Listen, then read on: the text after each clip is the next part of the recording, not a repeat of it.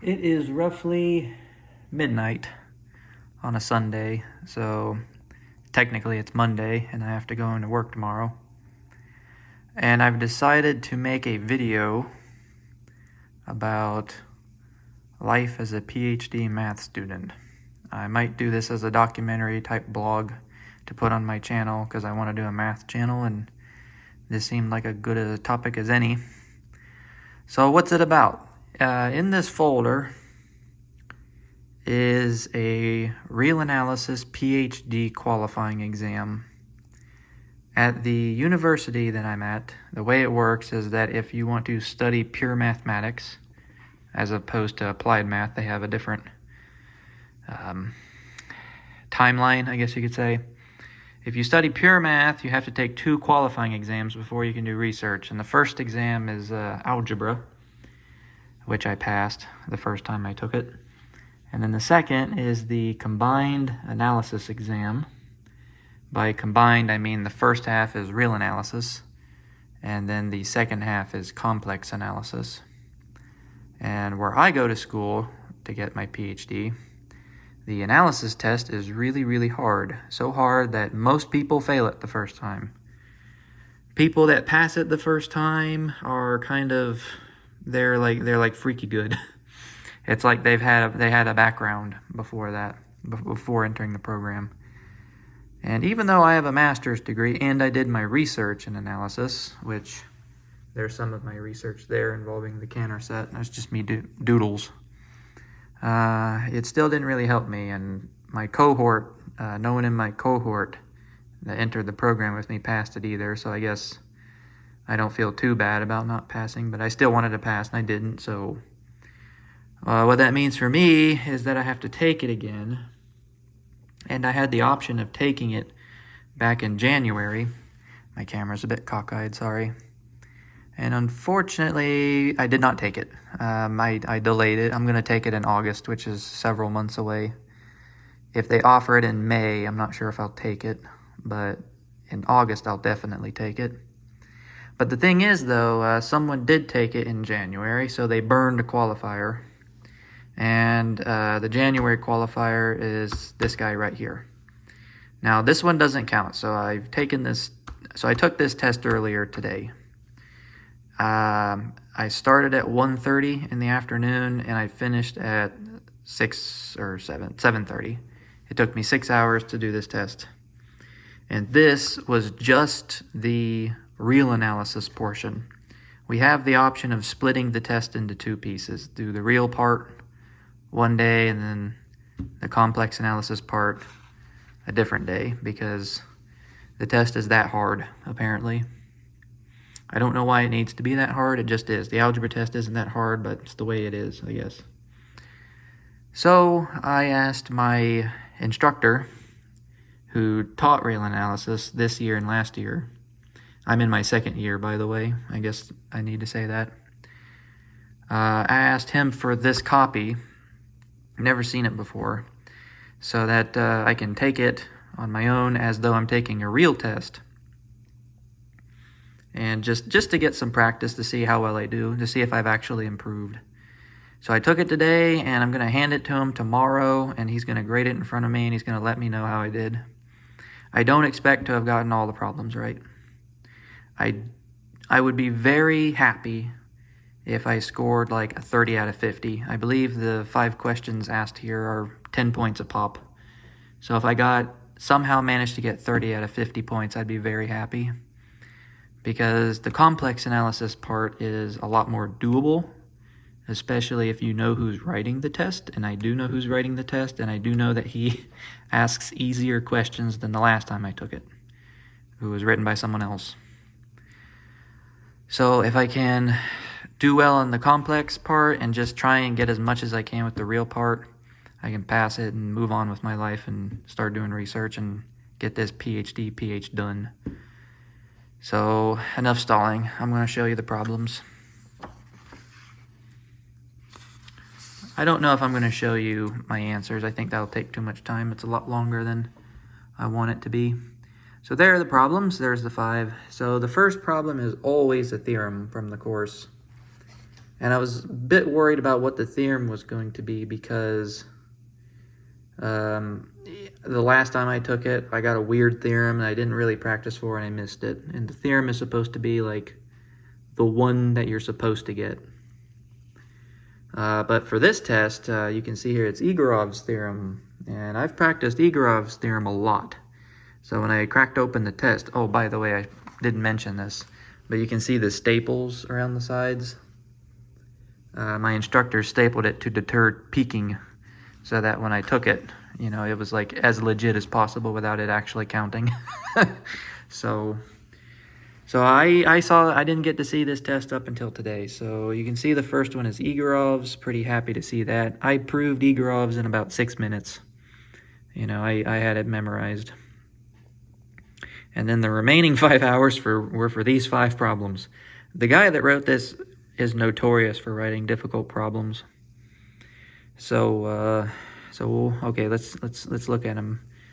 So let AN be a fixed increasing sequence of positive numbers, and we consider the following statement. We have a sequence of Borel measurable functions from the compact unit interval to the set of all non-negative reals. We know that the integral is equal to n. So as n increases, or well, you can see what the function is doing. It's growing essentially, or the integral of the function is growing. Have to be careful. And then we see that the integral of the square is bounded above by n squared.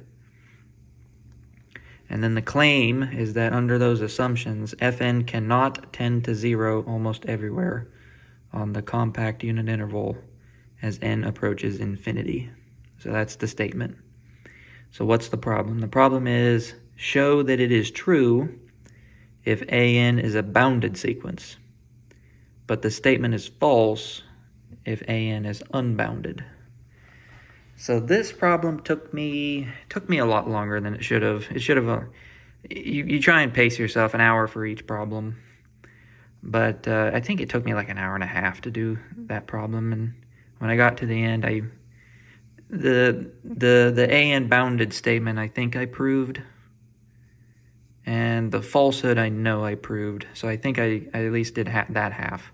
I don't know how he's going to grade it. Maybe one portion is stronger than the other, like it's worth more points. But I don't think I wrote total garbage. But I had an idea of how to do. I'm pretty sure I got the falsehood one where AN is unbounded. I'm pretty sure I did that right. And then the third problem says we have a fixed positive number P.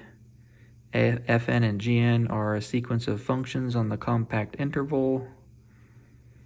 Fn and Gn both tend to 0 pointwise almost everywhere, and that the integral of Fnp, Gnp is bounded above by 1.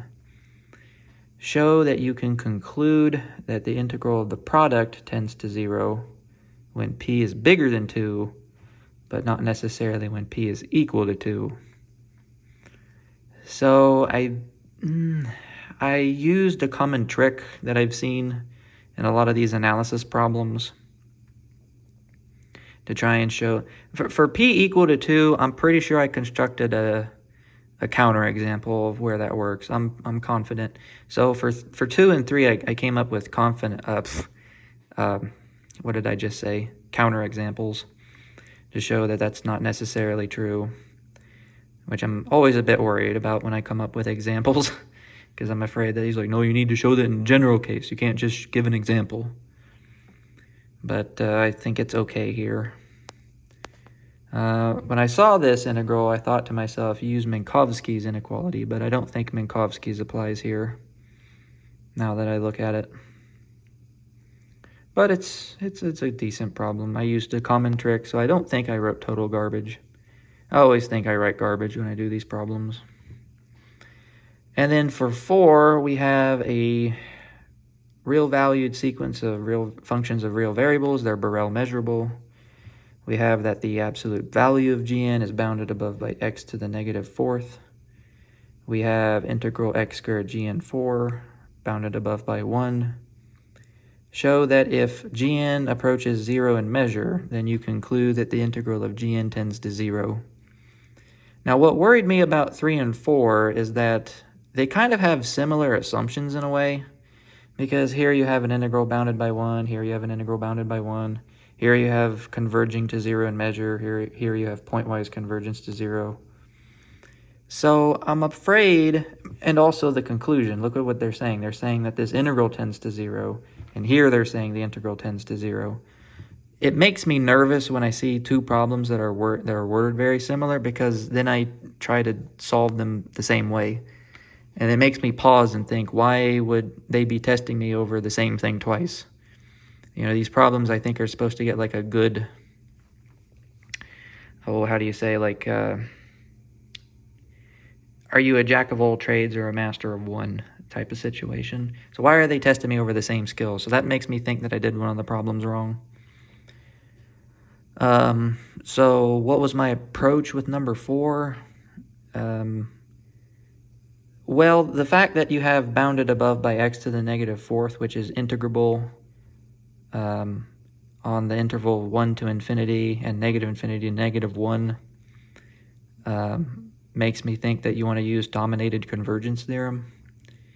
And then for the interval between -1 and 1, you have this guy helping you out. So that was my approach with that guy. I know that by question 4 and 5, I was kind of spent. I was really tired, and I was running out of time, and I didn't have enough time to start 5, because I'm only supposed to finish this test in 5 hours, which is a lot of time. But I finished up question 4 in 5 hours, and it took me another hour to do 5, which gives me 6. I think if I complained, they'd give me the 6th hour, but I don't want to take 6 hours for a test that's this small. I need to work on my timing. I was never really fast at math.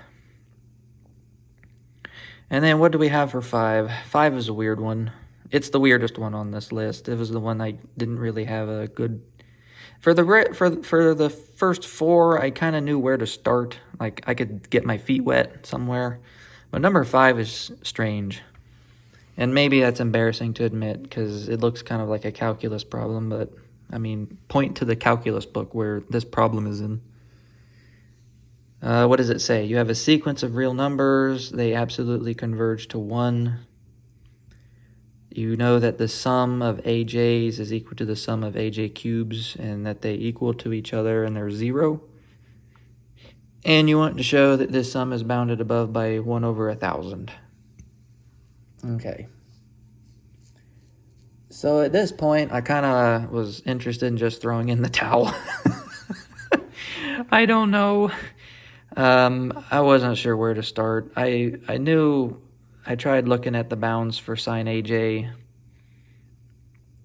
but in general, what I did, I just wrote something and then just turned it in, because I didn't want to mess with it anymore. I was only going for 3 out of 5 anyway, and I know I have 1. I got Egorov's.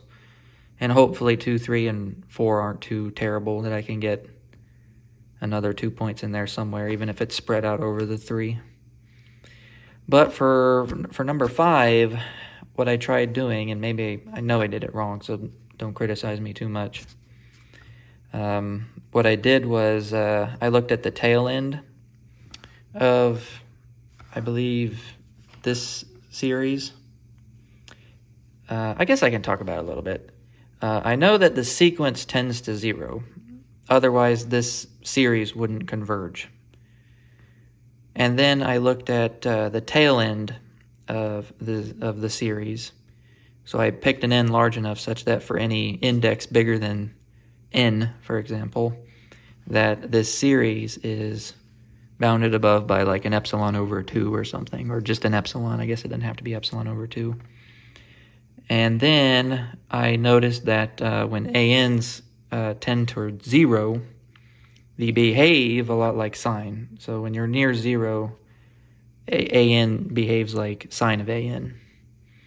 So what you can say about that series is similar to what you can say about the series of sine AJ in this case. I wrote with n because I don't like j. And then what did I do? I looked at the first n terms of sine. So you're considering a finite sum. but you can express sine as a Taylor series expansion. And then I think you can use these sums here, these aj equals sum aj cube equals 0. I think you can use that to do some sort of cancellation. And then you can show that the remaining terms in the Taylor series expansion aren't too big. And when I did the proof, I tried arguing that they weren't bigger than 1 over 2,000. And I think I chose my epsilon in this argument to be less than 1 over 2,000, so that when I added the two together, I got 2 over 2,000, which is 1 over 1,000, which is what I wanted to show. I have no idea if anything I just said is correct, by the way. I was just guessing because I didn't know where to go with this. If you know it, you can comment and let me know. I'm always scared about letting other people know how I think mathematically because I know I'm not the strongest mathematician. Hopefully I'm better than what I was a year ago. I mean, they let me in, and they let me teach calculus, so I guess I know something. But anyway, it's been about 16 minutes. I just thought I'd talk about the real qualifier. Let me know if you think you could do this test. The guy that wrote this is notorious for writing difficult problems. Let me know if you think this test is, that bad or not. So far, I'm the only one that's taken up the instructor on the offer to do this practice test. Hopefully, I got it minimum of 60%. I hope that's the case, because if not, I got a long way to go. And I've been studying my butt off for this stupid thing. But anyway, there it is. There's my Egorov's theorem and the rest of the problems underneath. We'll see how I do. So wish me luck. Thank you for watching.